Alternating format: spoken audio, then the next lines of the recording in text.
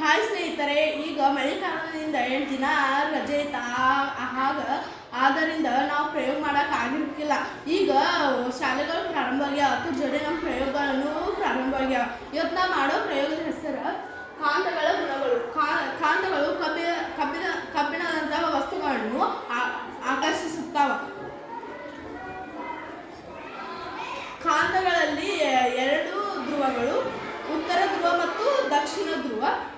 ಇದನ್ನು ನಾವು ಸ್ವತಂತ್ರವಾಗಿ ತೂಗು ಬಿಟ್ಟಾಗ ದಕ್ಷಿಣೋತ್ತರಕ್ಕೆ ನಿಲ್ಲುತ್ತವೆ. ಸಜಾತಿ ಧ್ರುವಗಳು ವಿಕರ್ಷಿಸುತ್ತವೆ, ವಿಜಾತಿ ಧ್ರುವಗಳು ಆಕರ್ಷಿಸುತ್ತವೆ. ಈಗ ಬನ್ನಿ ನಾವು ಪ್ರಯೋಗ ಮಾಡಿ ನೋಡೋಣ. ಈಗ ನೋಡ್ರಿ, ಸಜಾತಿ ಧ್ರುವಗಳು ವಿಕರ್ಷಿಸಿದ್ವು, ಮತ್ತು ವಿಜಾತಿ ಧ್ರುವಗಳು ಆಕರ್ಷಿಸ್ತಾವ.